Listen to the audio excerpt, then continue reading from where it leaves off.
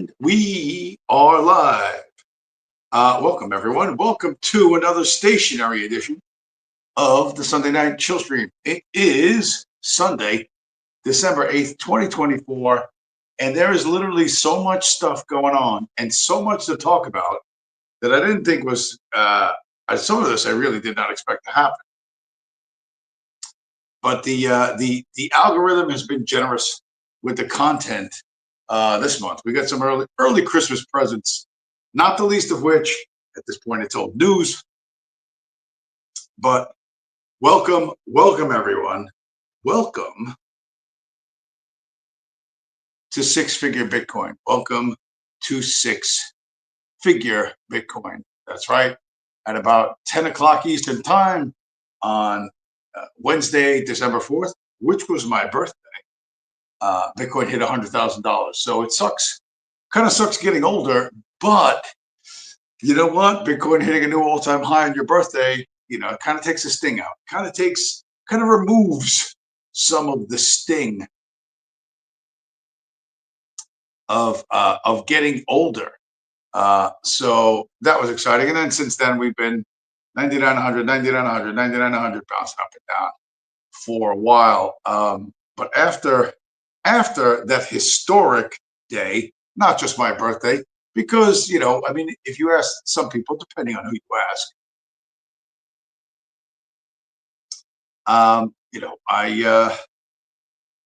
my birthday is either a day to celebrate the fact that I fell straight from heaven, perfect and complete with my halo still intact. Okay, my mother probably wouldn't have said that about me, but I think my grandmother would have said that about me. She liked me a lot, but but seriously, it was a big day. Day after, right, I had a dental issue. I had an old filling from literally from 40 years ago that had cracked, and it was like it's causing some discomfort. And I was like, oh crap, it's an old metal filling, those silver fillings that they used to use back in the day. And I was like, oh, I gotta get this done. And it's in my wisdom teeth. I never had my wisdom tooth in the back.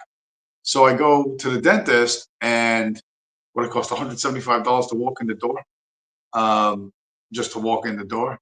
And so I go to the dentist, and I said, all right, listen, here's the problem, blah, blah, blah, blah. It smells like tooth decay. I don't know what's going on. I don't want to lose my teeth. Fix it. I was like, take out the old filling and put in a new one. And they're like, we don't have to take the whole filling out. We could just do part of it, and then we could fix it. And I was like, yeah, whatever, man, just rock on. So I was in and out in about an hour. But when I'm at the receptionist desk to pay for the whole thing, they got TVs, of course, you know what I mean? And the TV, they're talking about the folk hero of the decade, literally of the decade, which is the United CEO shooter. So this guy, whoever he is an instant folk hero, and that's why I titled tonight's stream "Folk Hero Status Unlocked," because I wasn't paying a whole lot of attention to this. Like I had heard, whatever I'd heard that happen, but I don't care. I don't have a TV. I don't watch TV a lot. But when you're stuck in the dentist's office and you're waiting, even though there's nobody really there, wasn't many people there. I'm sitting there watching TV, and they're covering this and covering this and covering this and going over this, and I'm like, man, they wouldn't shut up about this. Not just the news, but then there was there's a gossip show called TMZ, which I don't know what the fuck that stands for, but it used to be like a celebrity gossip show, or maybe it still is, and they were all over this thing too, and I was like, oh, that's weird. So I'm paying for everything, and I'm talking with the receptionist girl, Spanish girl, and she's fascinated by this, like absolutely fascinated by this, and I'm like, huh, that's so weird, and then there was a black receptionist girl there too on the other desk, and they're both chatting about it back and forth, and they're all excited, and I'm like, wow, they seem really excited about this thing. I was like, I don't get it. It's just it's a contract murder in New York. But I didn't really look at it. Now, since I've looked at it, and since the fact that this has gone absolutely just fucking super fucking viral, it's all over my Instagram feed.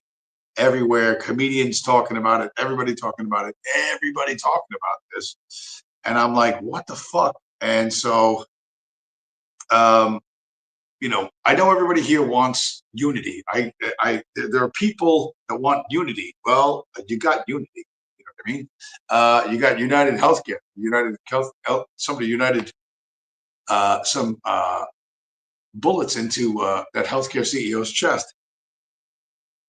And apparently the shooter is a lot slicker than anyone thinks. He wrote on the fucking cartridges.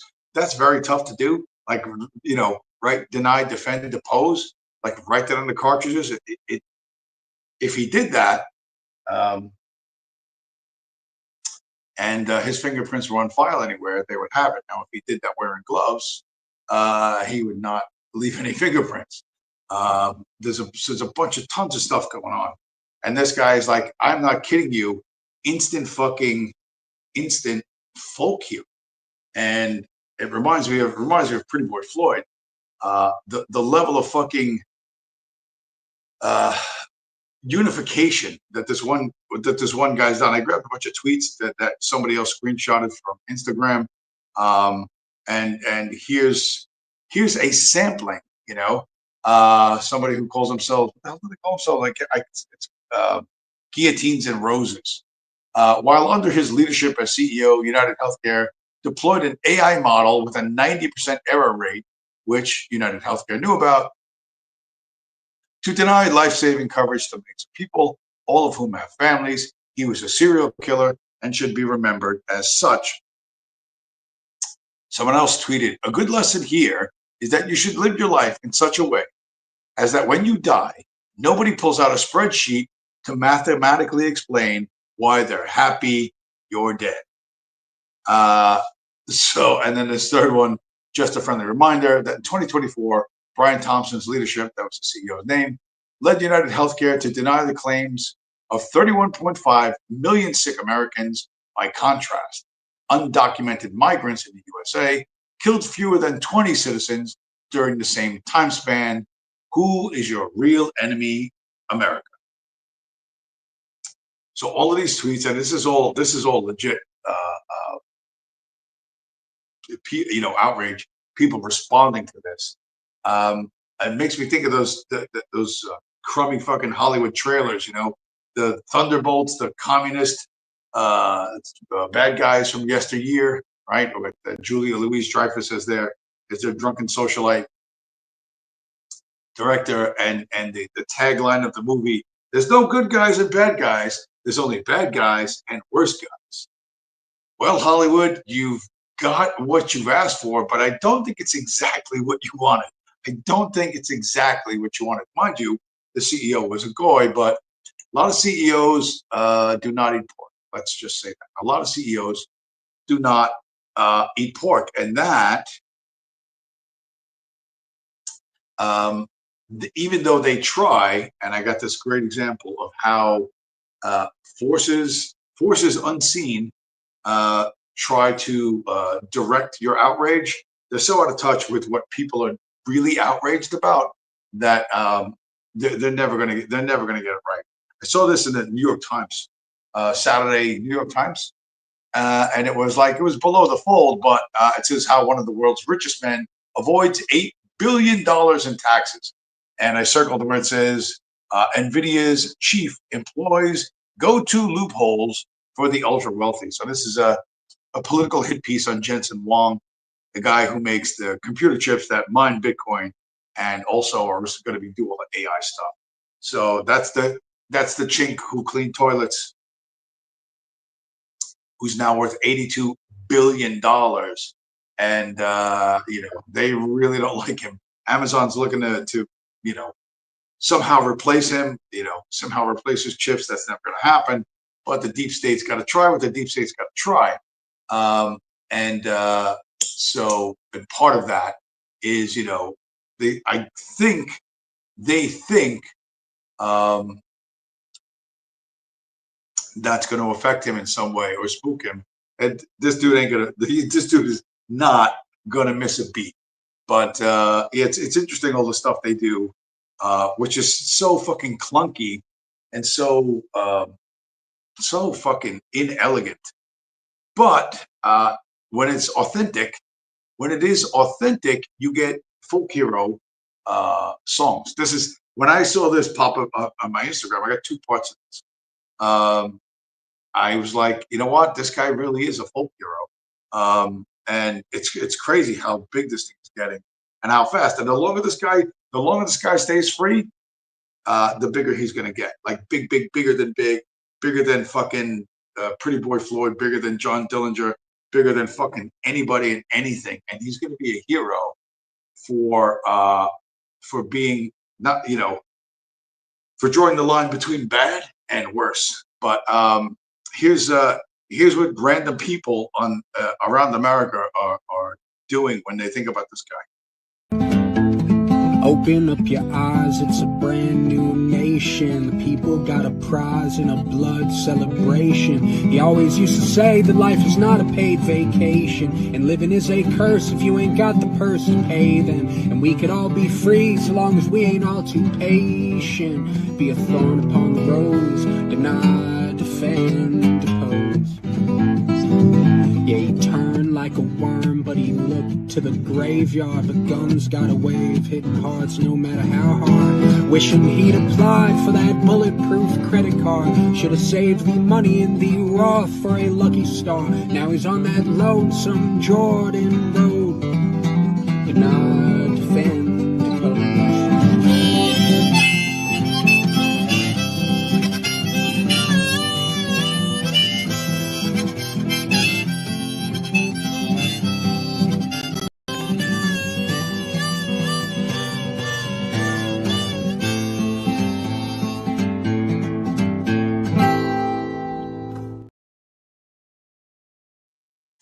So you're like, well, so that's some fucking millennial fucking folk singer dude. But he wrote a couple of verses. He wrote a couple of more verses. Here they are.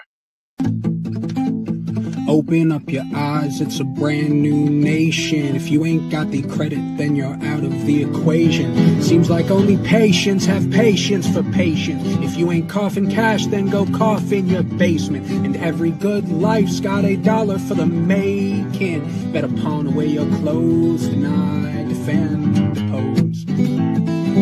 Yeah, and you won't find it up for debate in a courthouse. Better luck trying to find love in a whorehouse. All they see is green and it's you in between. If they can't kill your dreams, then they're gunning for your spleen. It's a murder machine in the cut for the cream. And they'd much rather sell your bones, deny, defend, oppose.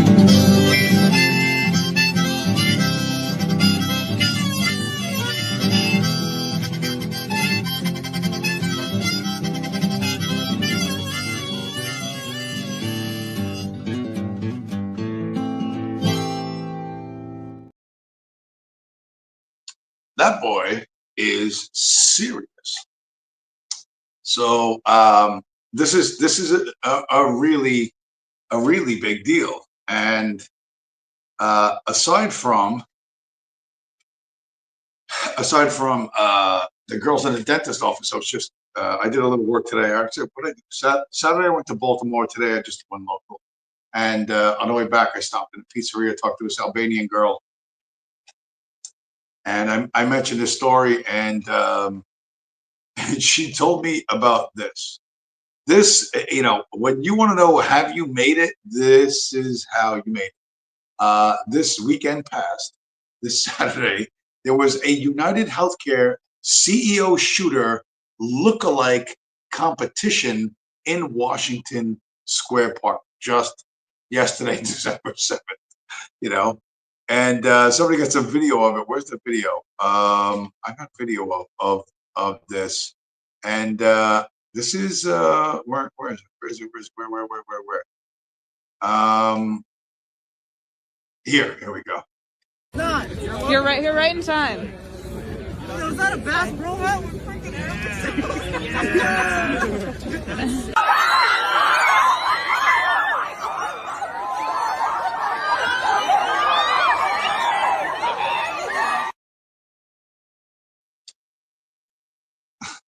So you had a bunch of kids show up there, One of them even had a T-shirt that said "Deny, Defend, Depose" or whatever. In Washington Square Park, right by NYU. And then all the kids screaming. Apparently, some YouTuber or rap star or something showed up to that event, and of course, kind of piggybacked off the crowd there. And that's the most interesting. One of the most interesting things about the way the 21st century is going to play out with all this, with anything that's newsworthy and anything that's viral. Opportunists on top of opportunists are going to take things and spin them wildly out of control. But yeah, I'm not kidding you when I tell you the NYPD, if they find this guy, better fucking gun him down. He's not in the city anymore, but whoever finds him better gun him the fuck down, because you will not be able to convict this guy in a fucking courtroom. If you're the Manhattan District Attorney and you try to get a murder conviction on this fucking guy, it is not going to happen, right? If this guy's as good looking as they say he is, he was flirting with the Starbucks girl near the hostel that he was staying at. And you put him in a suit and a fucking tie, stand him up in a courtroom, and every woman in Manhattan will be fantasizing about what it would be like to have him as a boyfriend, and they're not going to convict him of murder. And the DA you will be fucking faced with an impossible fucking task. And how do I know this? Because I saw this also in my fucking Instagram feed. I love the internet. I love all y'all. So they've named him the Adjuster. And this is saying, I wonder what star sign he is. He's literally the internet's boyfriend right now. The fact that there's no context needed. I'm looking for a man in vengeance. 6'5", blue eyes. I just don't want him to get caught. Me neither. Lord, I'm waiting on the thirst trap edits of The Adjuster. He woke up so early and hopped out of bed to work. Robin Hoodie. Organized and efficient. Virgo. I hope he's enjoying his day. He's so dreamy. Capricorn all day, committed to a goal until he achieves it. The grudge holding, the planning, the execution. Definitely a Capricorn. That is a Pisces or Gemini because he left Monopoly money in the backpack that they found in the park. He left Monopoly money? What does that mean? I'm on board. I just like as a prank to them, like, oh haha, you found my backpack. Here's some fucking did this to get revenge. Can you imagine what he would do for our birthday?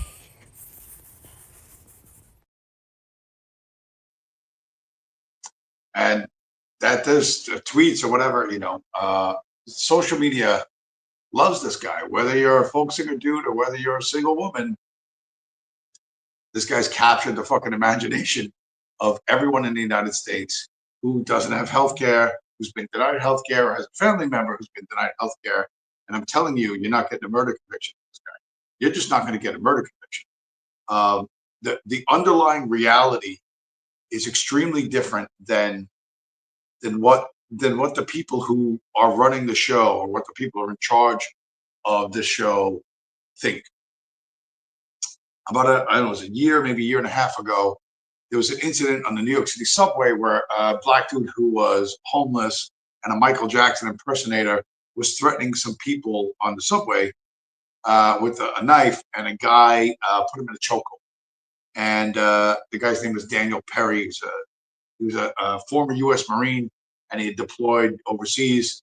And he was trying to hold him for the police to come. The police took forever to get there. By the time the police got there, this guy just would not stop fighting. The chokehold became fatal. Well, so what? Well, the police arrested this guy, Perry, even though everyone said he was trying to defend all these women on the train because this crazy Negro had a knife.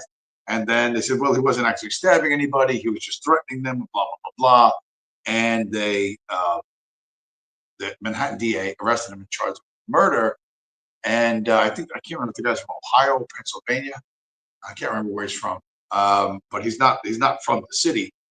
And almost right after that happened, somebody pointed out literally that exact scenario had happened a year earlier, except the two guys involved were black. And, a black guy was threatening people on the subway. Another black guy tried to restrain him, used a chokehold. It got out of control. The chokehold became fatal. and no charges were pressed because it was a black guy choking out another black guy. But you know, racial politics is racial politics, and they wanted to make an example out of this guy Daniel Perry. But the reality of having to ride in the New York City subway, that fucking living nightmare, is you can't escape that anywhere in the city. And the guy they just had the trial for this guy, and two things. One, they dropped the murder charge and they tried to go for a manslaughter charge, which is a lesser charge. And the jury was still deadlocked. They're not going to vote guilty on this guy. They're just not going to do it. The jury knows what it's like to ride in a fucking subway in a way that none of the people prosecuting this case do. So, you know, this the dreams and the plans of the elites in Hollywood who are making these propaganda films about rebel and get violent and do this and that, it's really going very differently than they thought it was.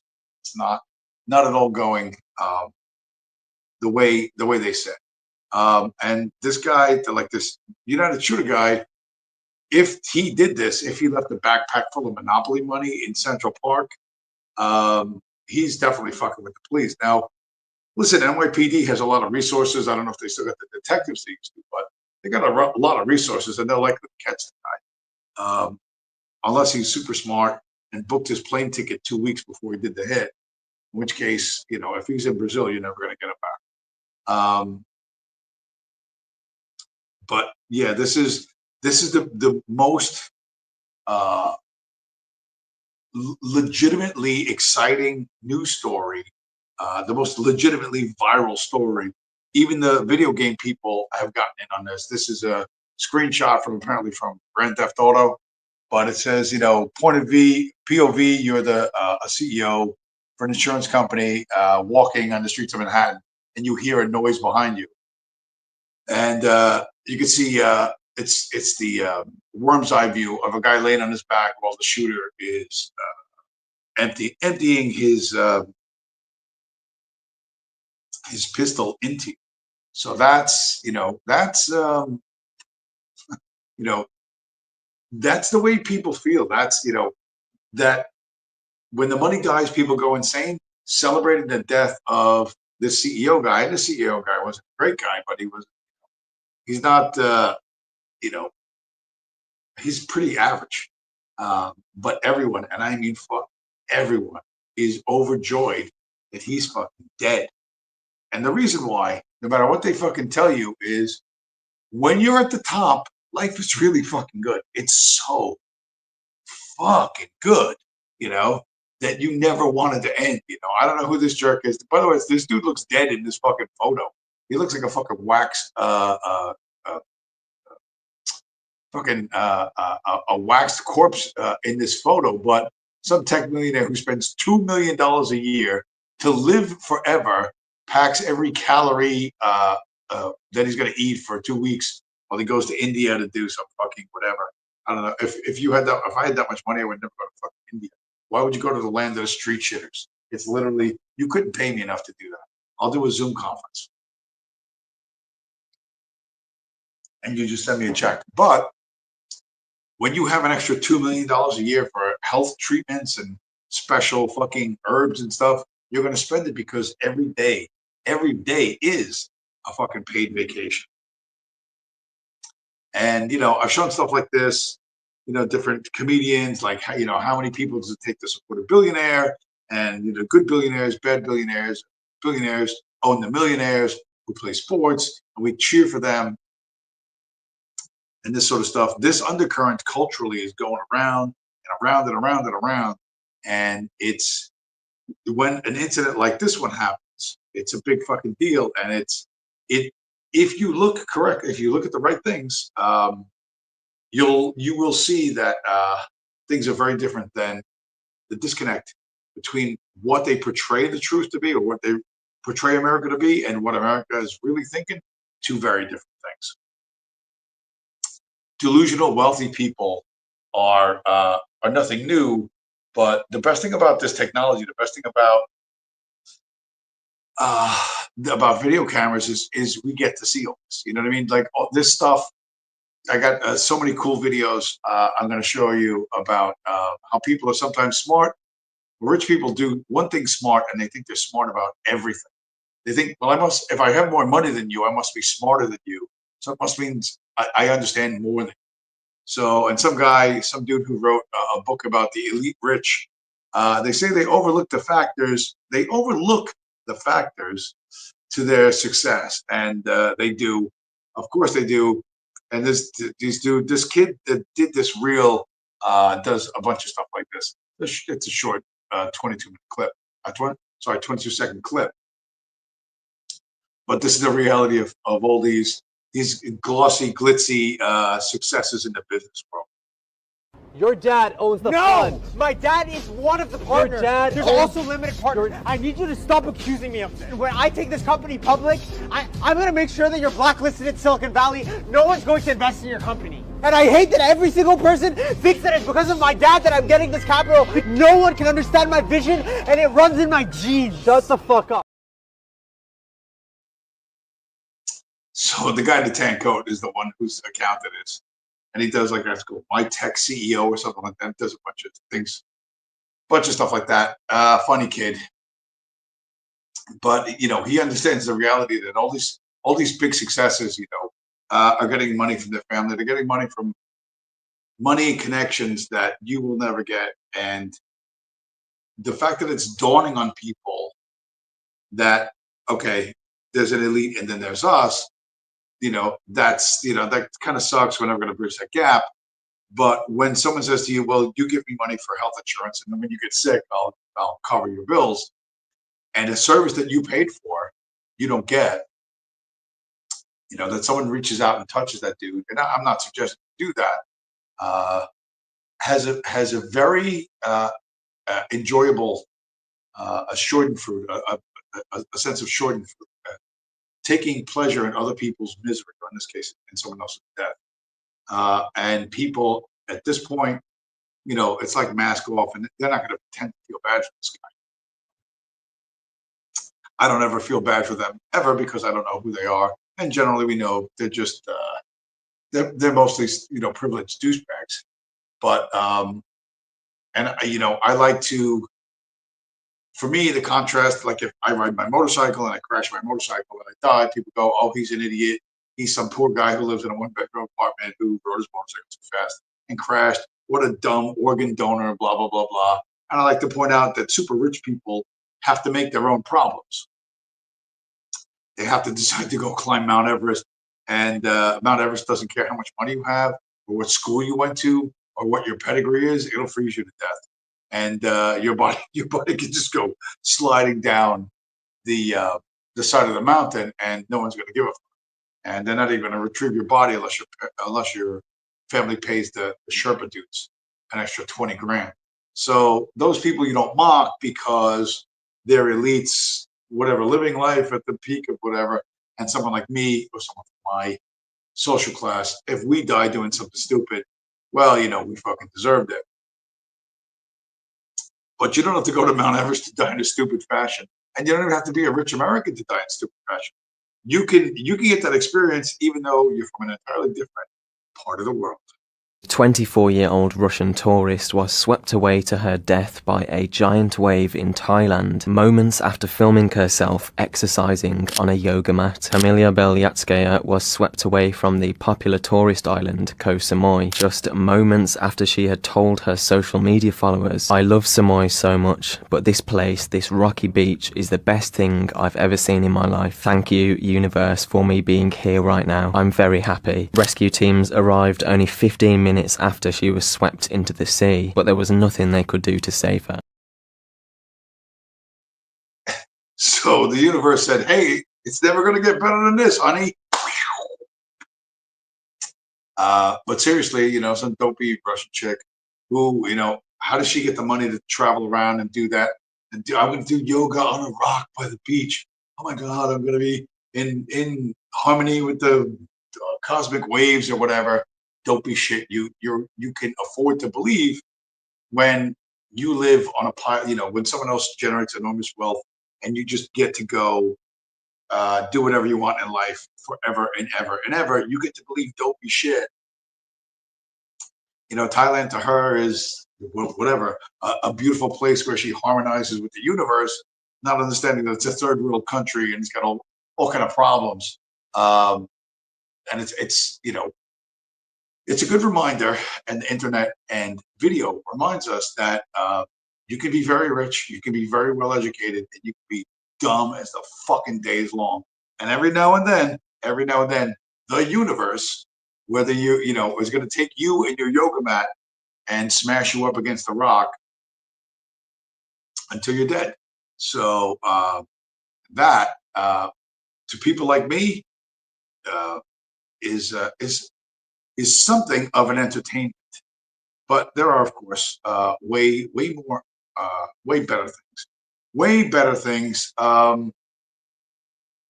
such as, what are we going to do? All right, so I talked about the folk hero guy, who's legit, right? All the attention being paid to this shooter dude, whoever he is legit. But we got to talk about something that I've avoided talking about this for a while, even though I knew it. I saw it when it first popped up. There is a girl from Tennessee, right, who went viral. Of course, this is all planned. Somebody was interviewing her friend, and she like steps into this camera shot, you know, and grabs a microphone and pulls the microphone towards her mouth, and she says, "Sometimes y'all just gotta spit on that thing, Hawk Tua," and she became known as the Hawk Tua girl. Then, oh, who is she? And then, of course, everybody found out who she was. She's Haley, blah blah blah blah, from Tennessee. And did people say she's an ignorant hillbilly who fucks her own cousins? No. Did they say she's a dumb slut, farm slut who fucking screwed the entire football team? No. Oh, she's so bold and sassy and vivacious. All of a sudden, she becomes a thing. Within a week, she was selling baseball hats. They're like, she had merch like in a week, and some people, I saw something where people said it takes at least 3 weeks or a month to set that up. The fact that she had that out a week later, like, this whole thing is a setup. So it was like, yeah, whatever, it's a setup, it's a fucking money grab, and she's going here and there. She goes to New York and does whatever, and then she's on TV shows, and then she's going to LA, and she takes a DNA test. And you want to hear something really surprising? Turns out she's Jewish. Yeah, who knew? Who knew that, you know, a Tennessee girl who mimics performing oral sex on a microphone just randomly in front of everyone? Who knew that would actually be a Jewish girl? You know, that's why no one said she was an ignorant trailer trash whore who screws her own, who has sex with her own cousins. She's, you know, because she's Jewish. So, as is inevitable today, as is fucking inevitable, you go viral, somebody makes you popular, makes you famous, and you got to cash in on this. And, you know, this was multi-stage, in my opinion, very well planned, but this was the final act right here.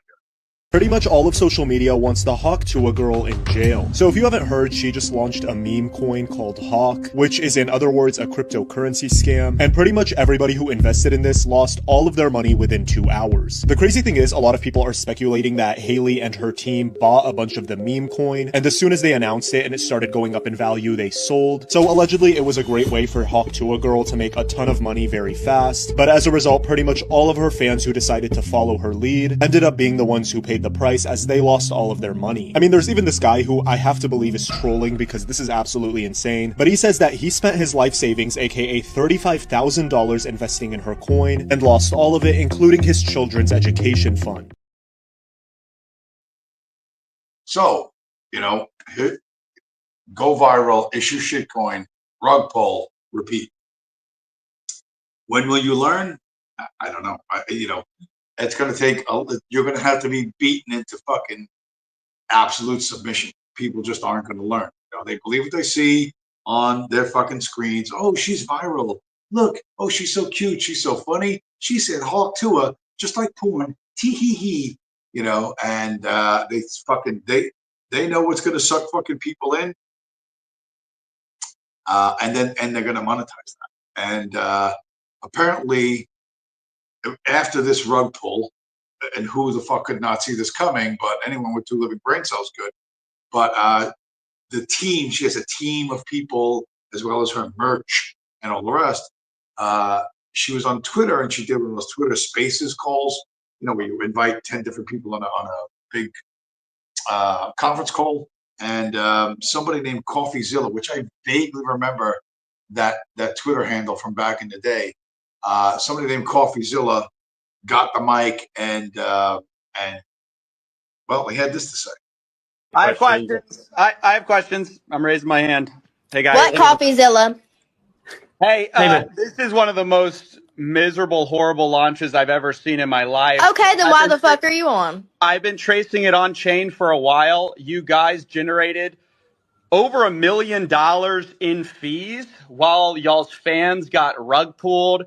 There was snipers, but there was also insider trading directly linked to y'all's creator account. What are you guys doing?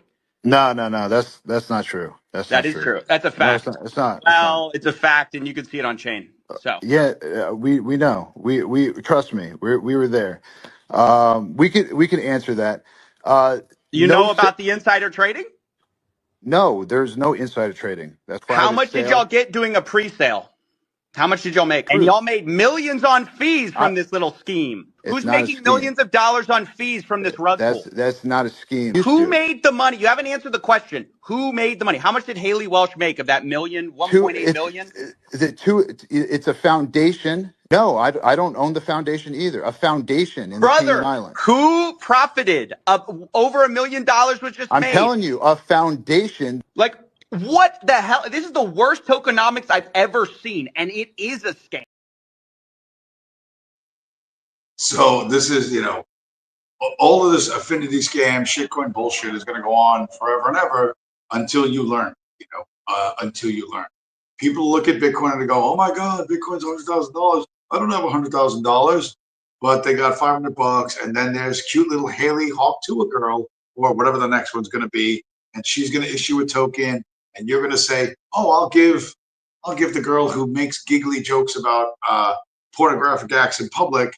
You know, I'll put my fucking McDonald's paycheck into that, and you're going to get rugged. You're all going to get rugged, and you know whether or not she gets away with this. Apparently, they've kind of set it up in advance where she'll be shielded from criminal charges. Maybe, I don't know, but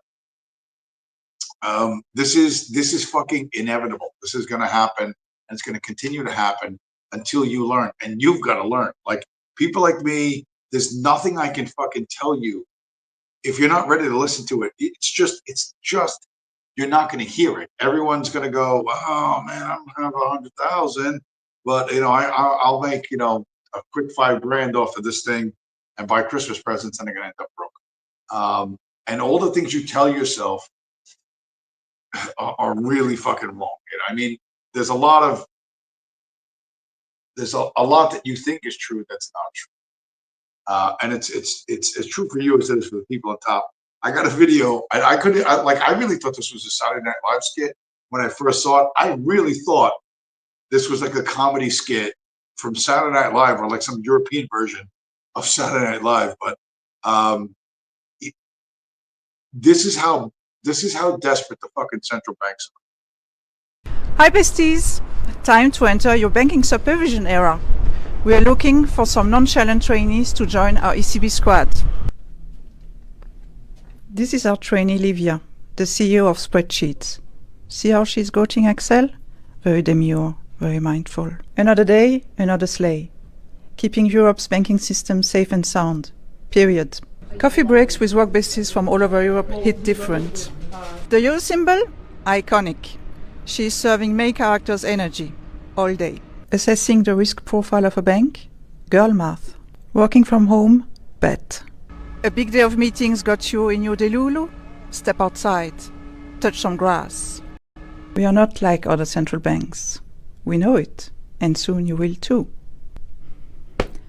Time to hard launch your ECP era. Apply today for ultimate aura points. They're trying to get, they cannot get millennial Europeans to become central bankers. They're trying to, that's their recruitment pitch to millennials, to get them to, like, listen, we need you to be the functionaries, the little gears that transfer value from the people who produce it upwards to the people who consume it. And they're using all those millennial buzzwords. Don't be Delulu, or be coffee with your work besties.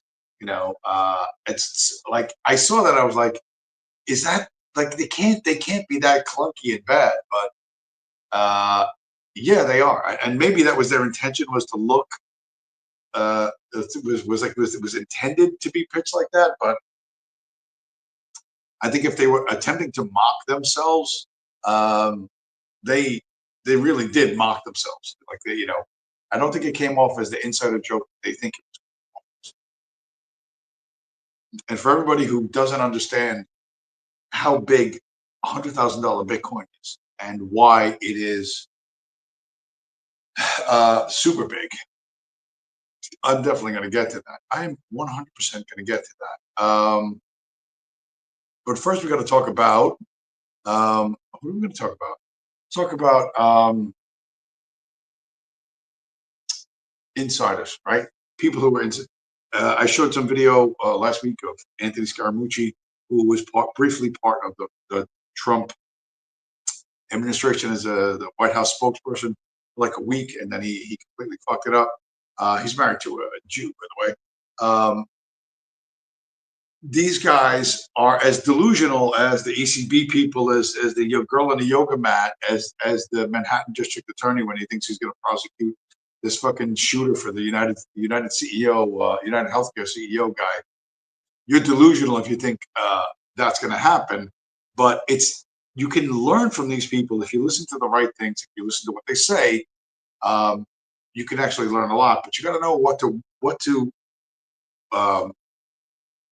to value, what to weight correctly, and what to ignore. Here from this whatever, Scaramucci did an extended interview with a couple of people, like an hour and a half interview. This is what you should be paying attention to. I went to a 35-year reunion at Goldman Sachs. They gave me 5 minutes to speak. I said, guys, I just want to do a survey. How many of you in this room own Bitcoin? Nobody. Wow. How many of you have kids that own Bitcoin? Maybe 3 or 4. And there was 150 people in the room. Crazy. And so it's so early and it's so scarce. There's only 5% global adoption. This is where Web 1 was in 1999. What you just said, 95% of the available investors does not know.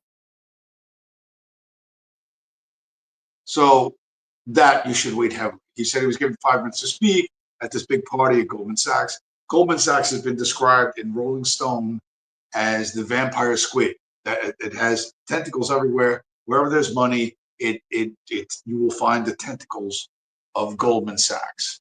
And real simple, he said, how many guys own Bitcoin? Nobody does. You know why? Because they're living fabulous lives without it. They don't need it. They're doing great in the current system, and they have no interest in this. So, Scaramucci stumbled into this like a lot of other people stumbled into this, and he's starting to think he's a genius. But in this next clip I have of him, which is about a minute, a little over a minute, you're going to hear how fucking delusional this guy really is. And he's not being deceptive. This is the stuff he really believes. But the further you extend yourself out on pure belief without some nice solid facts underneath you to support your belief, the more you end up like that chick on the yoga mat in Thailand. And you don't want, okay, that's a rarity, but you're in the same kind of circumstance when you think like this guy does here. This is Anthony Scaramucci again, explaining his theoretical framework for what America is about, and a bunch of other like really you're going to hear so many things that are so fucking embarrassing. You think, like, how does this guy tie his own shoes? Everybody says the government should be run by like a business. I can prove to you empirically, I can prove to you through history that the government should not be run like a business. And it's not a business. The government has to be run with a public service orientation towards policy.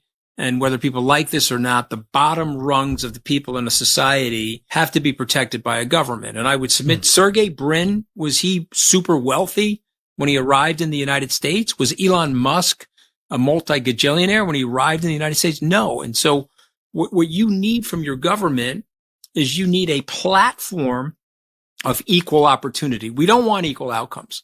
The three of us, I think, agree on that. We're libertarians. I want there to be Jeff Bezos's, Peter Diamandis's, Elon Musk's. But what we have to make sure, though, the government's got to supply a smart kid growing up in a poor neighborhood or growing up with a dysfunctional family, at least has a shot at aspirational opportunity in America. So for all of those reasons, you can't run the government like a business, and you can't take a hacksaw to the government. If you do that, you'll paralyze the system, and it'll be very bad for the culture. So, like, where do you start with that? Sergey Brin, the CEO of Google, did he come here with a lot of money? No, he came here from Russia. But somebody walked into his dorm room at Stanford and offered him $1.5 million to build the Google search engine. No one's ever walked into a room I've been in and offered me $1.5 million to do anything. They've never offered me $1.50 to do anything. So the idea that Sergey Brin was a poor kid who made good, and then he says, did Elon Musk come here as a gajillionaire? Yes, he did. His family owns an emerald mine in South Africa. He did come here as a gajillionaire, And then he says he wants Jeff Bezos. Jeff Bezos' grandfather was the head of the Atomic Energy Commission. He was a Princeton alum, a 1%er, and a vice president at Salomon Brothers, the youngest vice president in Salomon Brothers history. These are not poor kids who are getting supported by a fucking virtuous government. The government is a business, and the government's business is to keep the elites elite forever. That's what they do, and they do it in a ton of different ways, hundreds of ways. So the fact that Scaramucci can get as far as he's gotten into the White House, and he doesn't know that. The illusions that these people have as they walk through the world are fucking amazing. And he's being sincere. He really believes all that shit. It's total nonsense. And if you sat me down across the table from him, I would fucking destroy him in 2 seconds. He doesn't know what the fuck he's talking about, But no one ever pushes back against these people until reality bursts their fucking bubble. Now, Scaramucci got lucky and stumbled into Bitcoin, but a lot of people got lucky and stumbled into Bitcoin, myself included. But I don't think, because my current fiat wealth is not impressive, I haven't convinced myself that I'm a super genius who understands everything. And to be honest, listen, in the 1990s, I probably would have agreed with the shit that Scaramucci was saying. I believe dopey stuff like that. I believed in shit that wasn't true. Like you believe that Adolf Hitler was the good guy in World War II. That's not true. I believed in stuff that wasn't true. You believe there's a right wing, or there was ever a right wing. That is also not true. You believe in shit that's not true. Scaramucci believes in shit that's not true as well. It's luxury beliefs. It's not tested.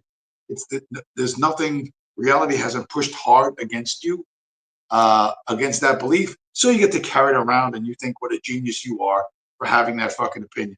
You're not a genius. You have just never been tested. That Russian girl doing yoga in Thailand by the ocean, she got tested, and didn't make it.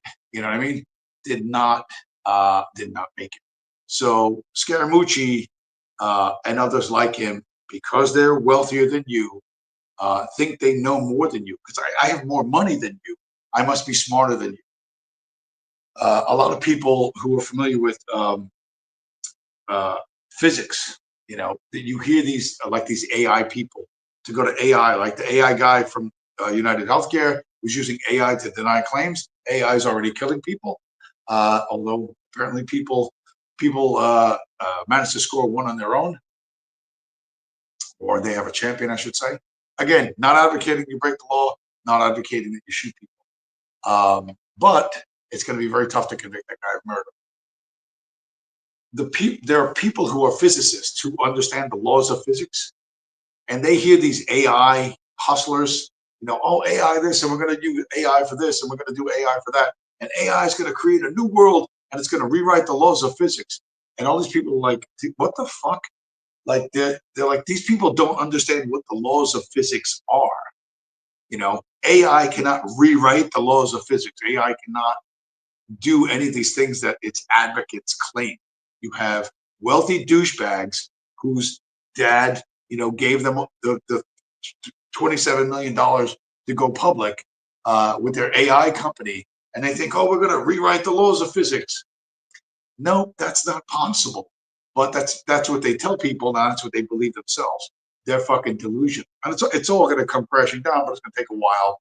And in the meantime, they're going to rug pull their investors, which are going to be a slightly more sophisticated and wealthier class of people than the Hawk to a girl rug pulled, but it's still going to be a rug pull. Someone tells you that, you know, AI is going to break the laws of physics. You don't understand what the laws of physics are, my friend. You just don't understand. But rich people have tons and tons of fucking serious character flaws, and no one ever fucking says that to their face. No one ever tells them to their face how dopey they are. And even although they don't say it that way, there's a dude, some of you might be familiar with, a guy named Peter Schiff. As Bitcoiners, we love him because he hates Bitcoin. He's always on Twitter knocking Bitcoin, and he always says whatever he says wrong, whatever he says Bitcoin's going to dump, it invariably goes up. And we love fucking with this guy. He's debated Bitcoin versus gold a number of times, and he's always lost. But here's something about Peter Schiff I did not know, coming from an OG Bitcoiner named Max Kaiser. And Max Kaiser used to be a lot more high energy and a lot more, I don't know, what do I want to say? Hyperbolic, but Max Kaiser's getting old, and so he's a little less hyperbolic than he used to be. But this is what you should also pay attention to, because Max knows a little something about Peter Schiff that you probably don't know. Jim Simmons, who is the most successful money manager in the world. He beats Warren Buffett, anybody in the world. He died recently, but he had an amazing track record of compounding money in the 30 to 40% range. His first rule of making money, his first rule of managing money was appreciate beauty, because it's instinctive in our nature. We respond to beauty, and the Bitcoin protocol is the Sistine Chapel of money. It's the most beautiful software ever conceived. And as Michael Saylor has said, no one who has spent the time, let's say 50 to 100 hours studying Bitcoin has anything bad to say about it. The only people who don't like it, like a Peter Schiff or a Nassim Taleb, etc., they've never spent even 5 minutes looking at it. And you can tell that quite obviously, because when they start talking about it, they make these really rookie mistakes talking about it. They don't really know what they're talking about. And I told Peter Schiff to buy Bitcoin at $1 at his house over Christmas back many years ago. And I told him at $10, $100, $1,000 to buy Bitcoin. And each and every time he had some reason why he wouldn't buy Bitcoin. The ego is a killer, Alex, as you know. So Peter Schiff, Christmas dinner, Max Kaiser comes over, they're all rich guys, they're all Wall Street guys. Hey, you know, there's this thing that costs $1. You should get some of it. Peter Schiff goes, no at $1, no at $10, no at $1,000. You're Peter Schiff right now. You're sitting there, wherever the fuck you are, whatever city, whatever fucking building you're in. I guarantee you he's drinking something stronger than I'm fucking drinking, because he's watching Bitcoin hit $100,000. And 13 years ago, he could have bought like 1 million of them like this, but he decided not to, right? Rich people think they're smarter than they really are. and they don't change quickly enough. So Peter Schiff and the people in the room that Scaramucci was talking about, these Goldman Sachs people, they don't think that they need this, and that's great. That's an opportunity for you. That's an opportunity for me. That's an opportunity for everybody who understands that the fiat money system is a system of global debt slavery, right? That there are groups of people and their minions, their willing servants who are looking to keep you and your children and your grandchildren in debt forever, to keep you as slaves forever until you can be replaced by robots, of course, in which case they'll let you die off. And that's what all government is fucking designed to fucking maintain, right? That there's clashes between this government and that government is fucking bullshit. You know what I mean? Russia is America's bitch. China is America's fucking bitch. If you know, Russia was given 100+ years to build perfect communism, you know, and they failed. China did a whole lot better in a lot shorter time, like in 30 fucking years.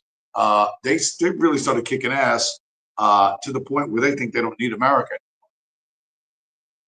And that's why we're scared. We're way more scared of China than we ever were of Russia, because while we did hand China damn near everything, and I remember, you know, to argue theoretically with Anthony Scaramucci, government is not a business. Government is most definitely a business. Back when Bill Clinton was president, he went to Arizona, I think in his first term. It was just like his first term.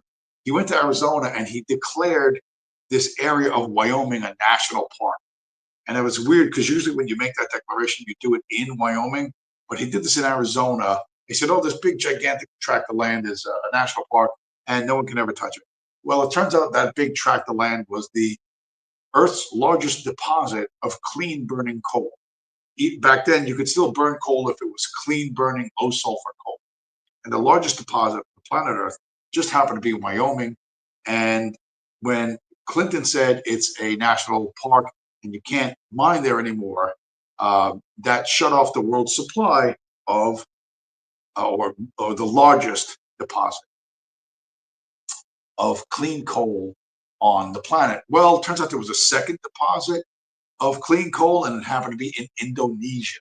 Okay, Indonesia had the second largest deposit of clean coal on the planet, and the Riyadi family, which ran Indonesia at the time, was paying $25,000 per person to have coffee with the Clintons. The Clinton coffee things, they would go pay $25,000 to go have coffee with the Clintons. Well, when Bill locked up the Wyoming coal, there was only one place on the entire planet Earth where you could get clean burning coal, and it was Indonesia, right?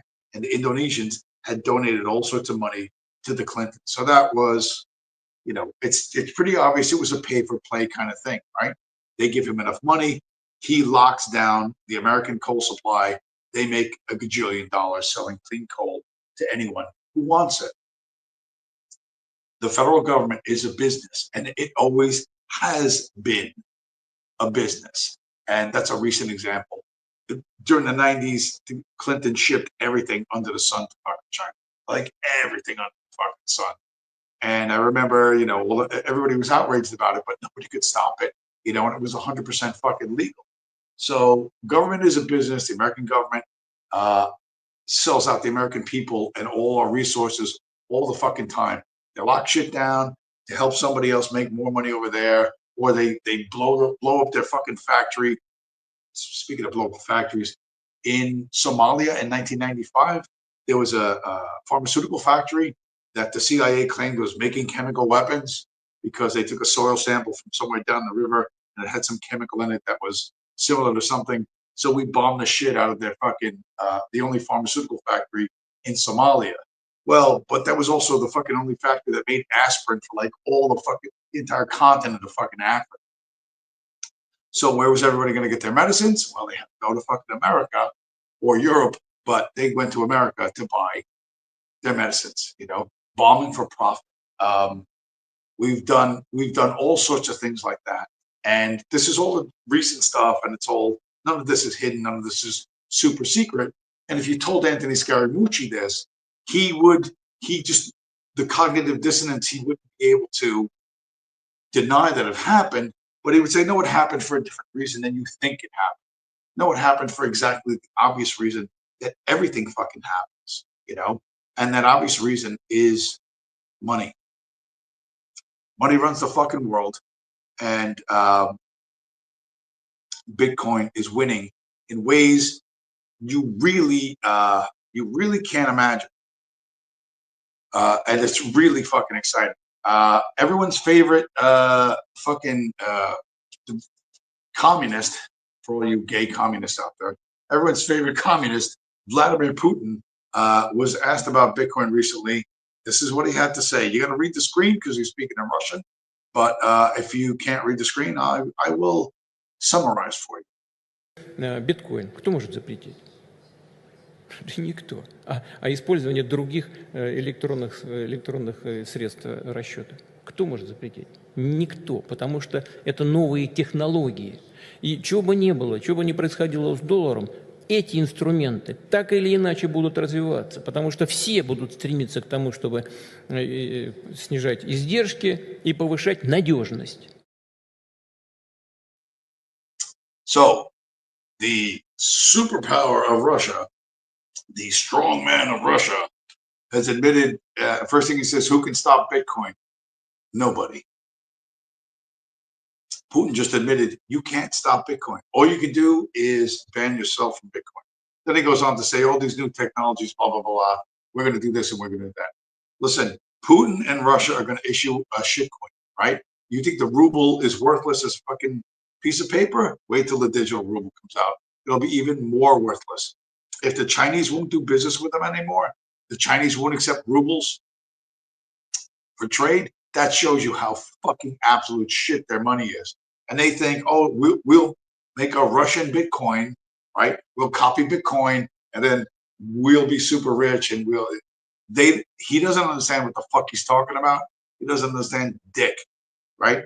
He's a fucking hack, piece of shit fucking spook who threw his own fucking countrymen in the gulag as a career, you know? And, you know, so all the fucking bootlickers who think they fucking love him, you know, you don't know, well, you're as delusional as fucking Scaramucci. All right. This next clip, this next 30 seconds of video is, I would argue, the most important 30 seconds of video ever. This shit will go in the history books or the history archives or whatever. This is so fucking big, I cannot overstate it. So I'll tell you what, that's not what I'm going to say afterwards is not my original insight. I got it from someone else, but this is a big fucking deal. Or in the Federal Reserve itself, in terms of the system.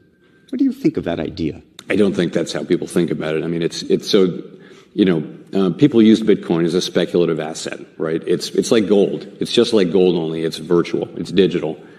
People are not using it as a form of payment or as a store of value. It's highly volatile. It's not a competitor for the dollar. It's really a competitor for gold. You know, that's really how I think of it. Okay, so that's Jerome Powell, chairman of the Federal Reserve Bank, most powerful man on the face of the earth in terms of economics, right?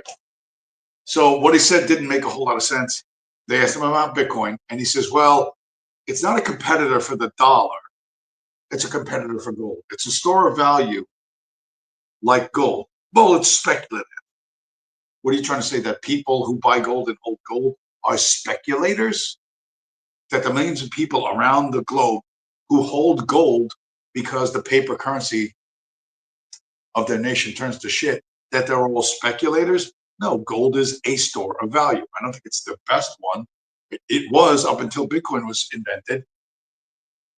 So what he says doesn't sort of make sense. He goes, well, it's not competing with the dollar because people don't transact it, you know, and that's true at the moment. Yes, some people in El Salvador use it. Yes, some people in Africa use it. But there's three qualities that something must have to be money. These whatever it is, whether it's a physical thing or electronic thing, there are three qualities that make something money. Right? Money must be divisible. You must be able to divide it. Right?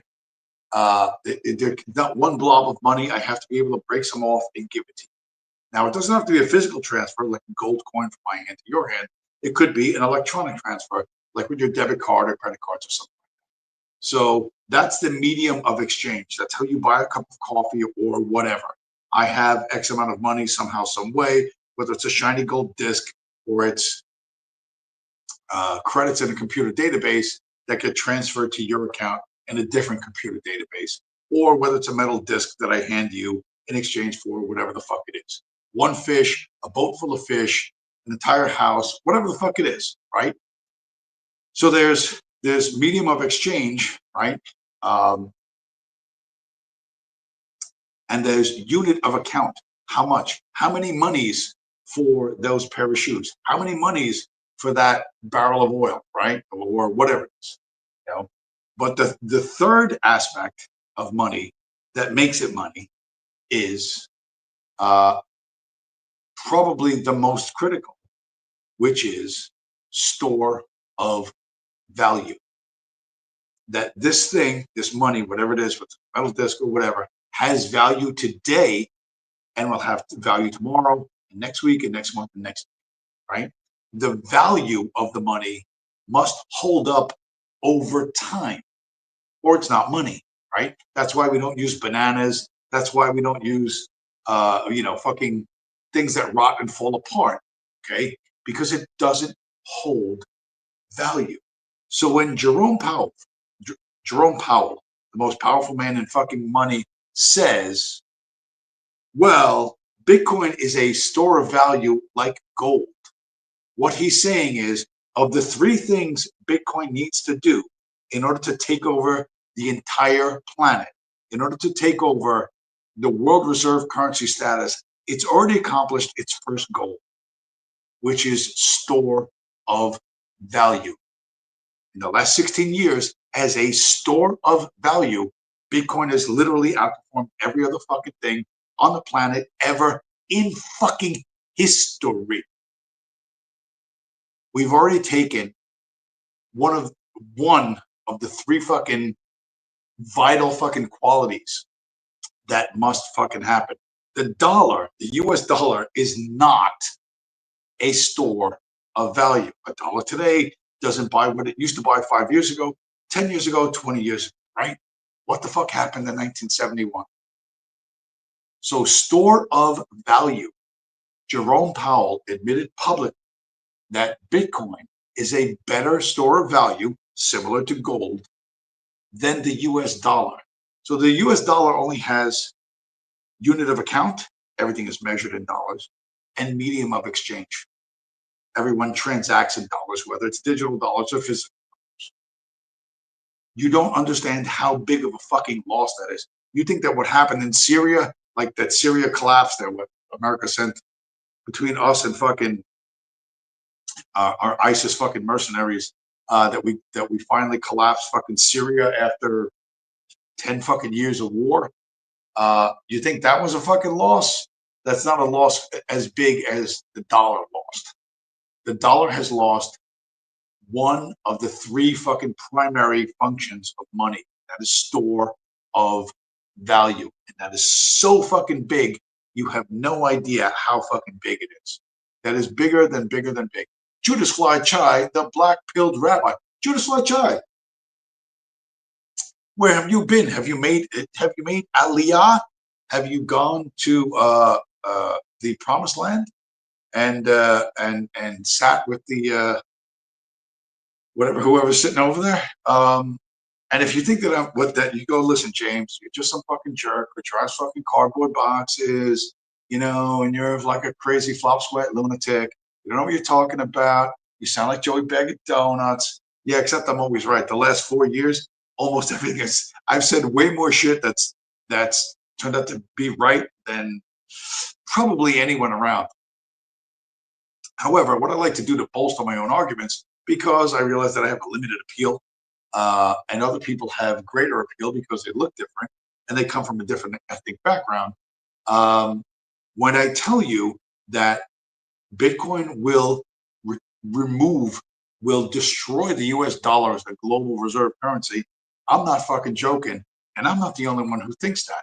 Very smart people, and I'm going to show you a very smart guy, think exactly the same fucking thing. And they've noticed the little cognitive dissonance, like what I'm talking about between Scaramucci talking about Bitcoin and all the Goldman Sachs guys not getting it, and government's not a business. How doesn't he understand that government is, in fact, like, how does he get it so wrong? Here's another dude noticing how supposedly smart people get shit wrong.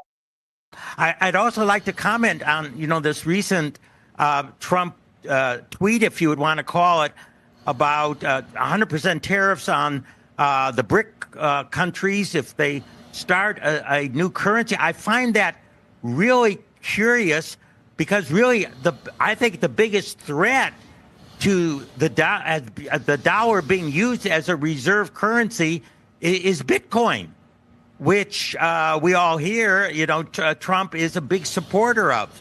So it seems a little bit strange to tell them don't produce an alternative reserve currency when really Bitcoin is, being talked about by many countries in the world as their alternative currency, some of them getting rid of gold and going into Bitcoin. So I'm a little curious on how that's going to play itself out once we hear all the details.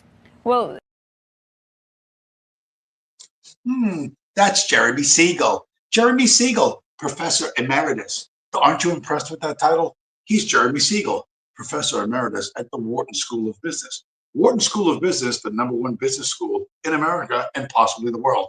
Fun fact, Donald Trump, President-elect Donald Trump, is an alumnus of the Wharton School of Business. And for these people, they're not confrontational. They're not pugnacious. They don't want to get to the truth. It's all about maintaining the social order and everyone being polite and everyone hanging on to their illusions and not fucking it up. Not letting that giant wave wash you off the rock in Thailand into the fucking ocean and kill you, the wave of reality. When Professor Jeremy Siegel says, well, it's curious how Donald Trump, who's a big proponent of Bitcoin, doesn't see that Bitcoin is the biggest threat to U.S. global reserve status. Okay? This is a guy much smarter than me. He doesn't live in a one-bedroom apartment in New Jersey. He's a professor emeritus. Okay? I'm a high school dropout. I got here long before he did, but I don't have to tolerate rich people's opinions. I don't have to tolerate anybody's fucking opinion, right?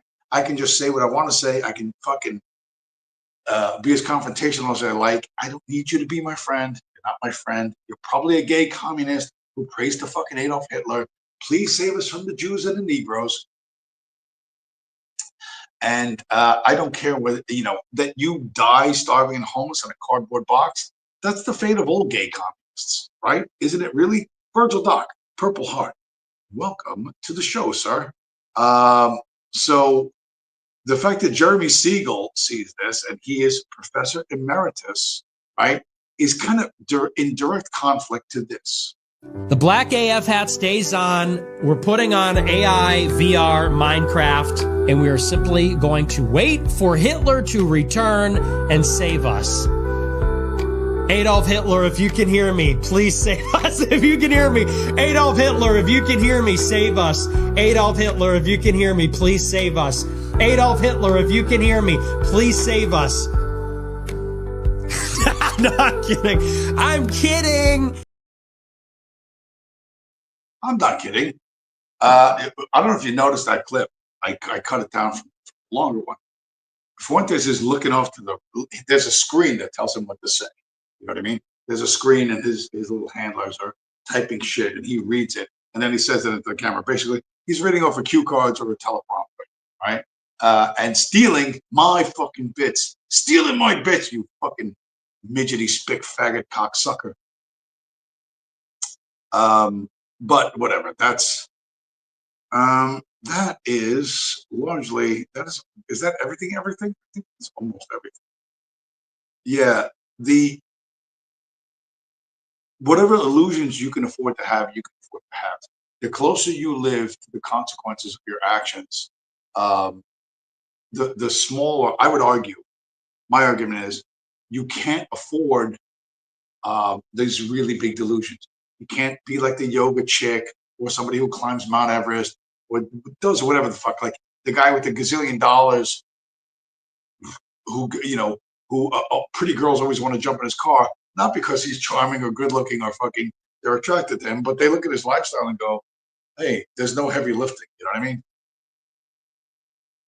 And these girls are thinking, well, think of all the jerks I fucked for free. I could fuck this guy in the mansion.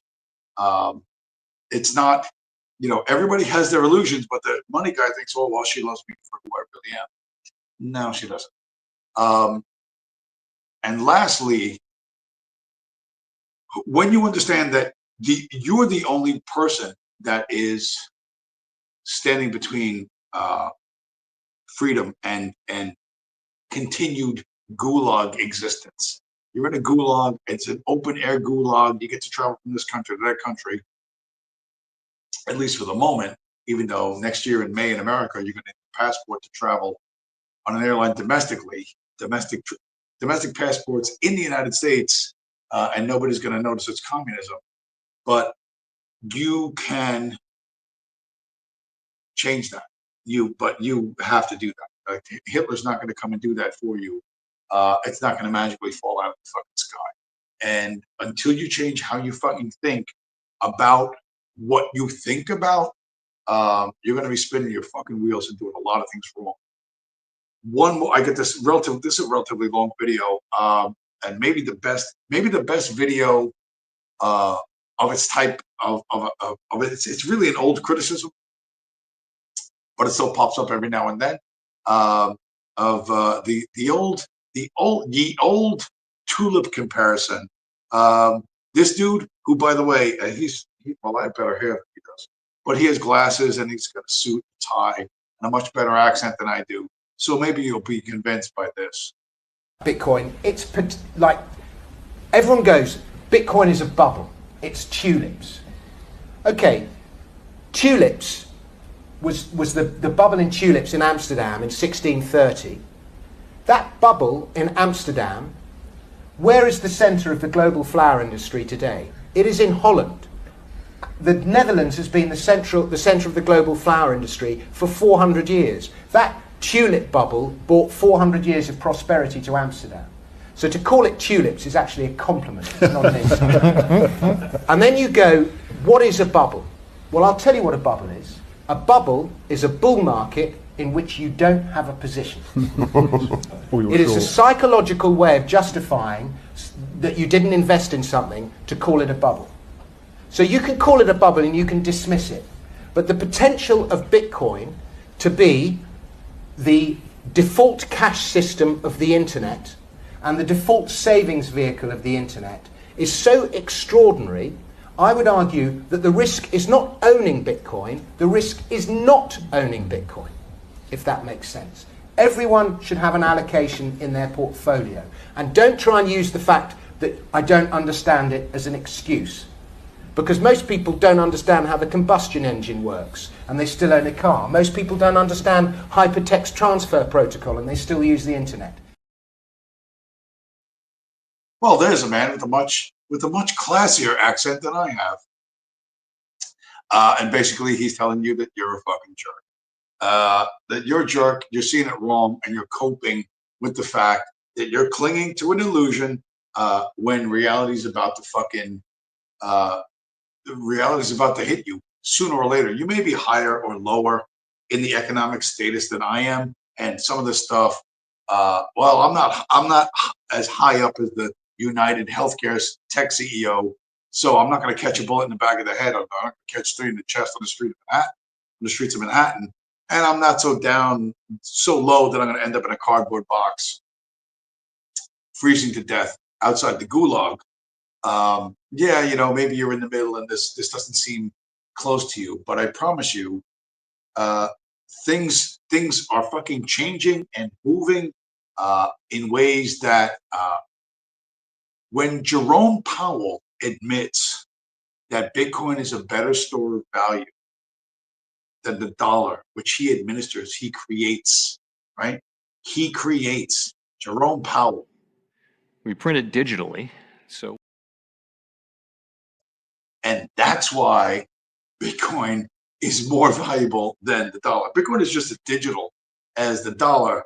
But the thing is, you have to work hard to get it. A proof of work system, what that's going to look like, what the world is going to look like when you have to prove that what you have is as valuable as the work I put in to get this thing, is going to be a very, very different fucking world, an extremely different world. When I showed fucking pictures of, there's a church in Serbia or whatever the fuck that took 600 years to build, it's not because people stopped believing in Jesus. It's because nobody had the money to fucking finish that. You know what I mean? You can dream whatever you want to dream. You can be like Anthony Scaramucci and think that the U.S. government is fighting for the little guy and protecting the minorities.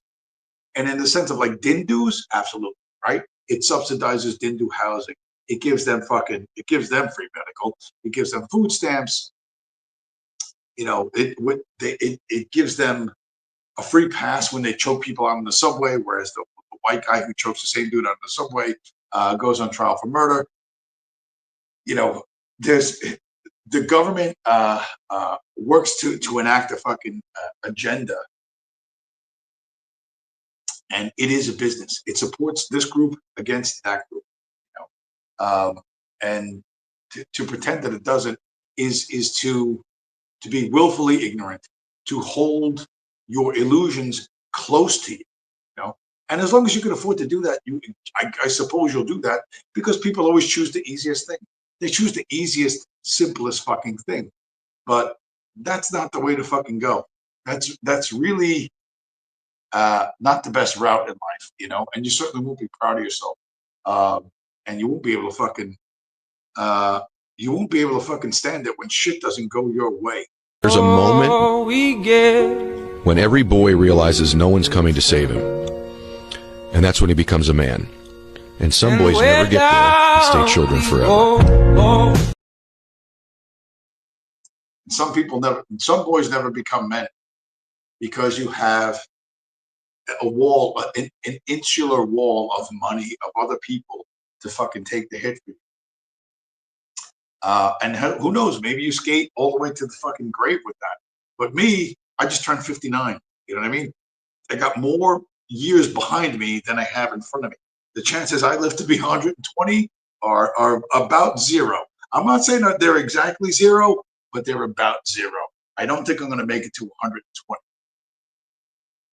So, the consequences of my actions and what I do with the amount of time I have left matters a lot more. Okay, that comes a lot more sharply to you as you advance in age, and you have to make a choice. Will I hang on to these dopey illusions that I had, like in the 90s when I was Joey fucking Republican or whatever, like, when I was red team, or am I going to drop all that bullshit and deal with reality and make the best of the time that I have left? Lucky me, I stumbled into Bitcoin. And, I'm smart enough and curious enough that I chase this thing down to the fucking extreme. The value of being an extremist, a real extremist, is you just run things down to the fucking end till there's nothing left, and to the logical extreme. And so I've done that, and I'm in a way better place in a lot of ways, not the least of which financially,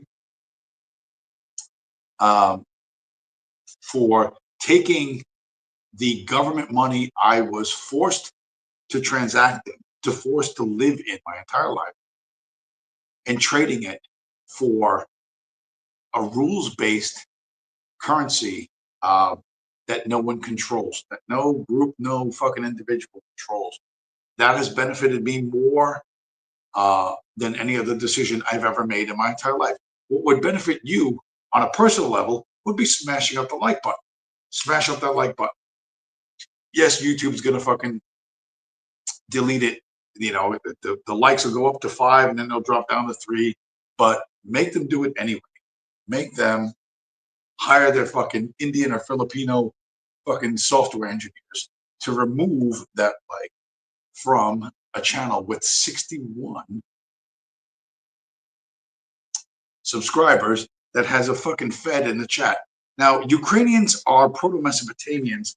I don't know if you caught the end of the show last week, but someone DM'd me, and I was told that your wife's nickname in high school was Cum Dumpster.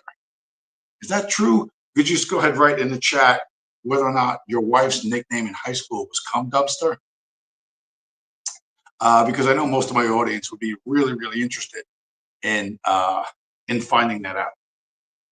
So I don't know if it's your wife or your mother, one of those, but we would appreciate, your openness and honesty in this matter. Anyway, with that, if you haven't smashed up the like button before, you sure as fuck better smash up the like button now, because you don't get this quality. You don't get people fighting against this, anywhere other than me. I am the last. When I think about it, I was thinking about like Charlottesville and stuff, because I went to Richmond, Virginia not too long ago, and there's signs on the highway for Charlottesville nearby, which I think I would have got there a lot faster if I went a different way. Whatever, I'm never going back. I'm not going back there again unless it's for work. But I can't help but think of all the people in Charlottesville, and I'm like the minimum, the least of them. There's the feds. There was David Duke and Richard Spencer or whatever, and the guy that set it up, Jason Kessler, he was a chump. And what all the other people were suckers who got roped into this. And then who was the dude that he acted like a tough guy, brought all kinds of guns and fucking shit, and then he got pepper sprayed, and he didn't even have any guns on him. I can't remember what the guy's name was.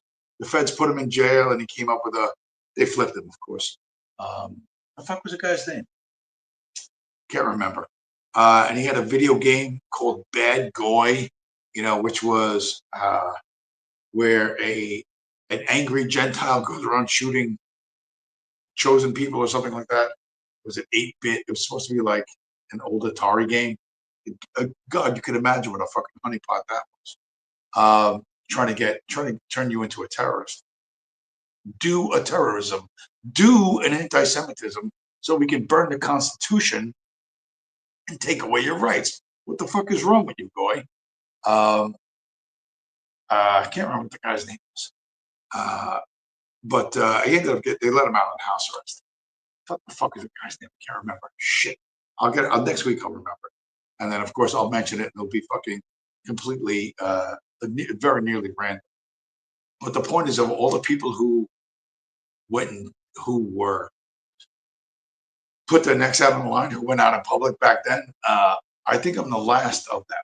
I am the one who fucking lasted longer than anyone else. Do I have a micro platform? I have the micro platform of micro platforms. 61 subscribers. But you haven't fucking shut me up yet, and I have found out exactly, really, how to fucking destroy everything I fucking hate. And it's fucking working literally every day for me. And when Jerome Powell admits that we took one of the 3 fucking primary goals, the 3 primary fucking qualities of fucking money: store value, unit of account, and medium of exchange. We're 33% towards our fucking goal. And there ain't a fucking thing you can do to stop us. Okay. And yeah, does it feel good? It feels really fucking good. It feels good watching the news, watching this fucking United CEO shooter is gonna suck all the fucking oxygen out of him. Oh my God, I hope this guy stays on the land for like 4 months. His fucking legend will grow. He'll fucking overshadow fucking Trump. It'll be fucking phenomenal. There is not enough popcorn. There's not enough popcorn in the world for me right now. I eagerly await. I swear to you, I look forward to waking up every morning and finding out what's going to happen today. Because for me, the news is all good. It is all good. And for you, I hope you stop practicing gay communism. I hope you stop praying to Adolf Hitler and you fucking get your head screwed on straight. You know, you get your fucking mind right and you go to war peacefully and legally against the central bankers and set the stage, regardless of, you know, some black pilled incidents like Syria and Gaza, regardless of the near term darkness, to see that there's a lot of light and there's a lot of freedom in the future, and we are inevitably driving towards that, and we're gonna fucking win. Anyway, with that, I am 1 hour 31 minutes into this Judas Fly Chai. Thank you for stopping by. Virgil Doc Purple Heart and the husband of the woman known as Cum Dumpster. I also appreciate you, you know, stopping by, you know, for what it's worth. You know, I appreciate my federal tax dollars going to fucking Tel Aviv so they can monitor free speech. This is what free speech looks like, motherfucker. And you know, you can cry in your gin and tonic all you want, but you can't fucking stop. Anyway, with that, everybody watching the show now, and everybody's going to come watch the show in the coming week. Thanks for stopping by, guys, and I'll talk to you guys again next week.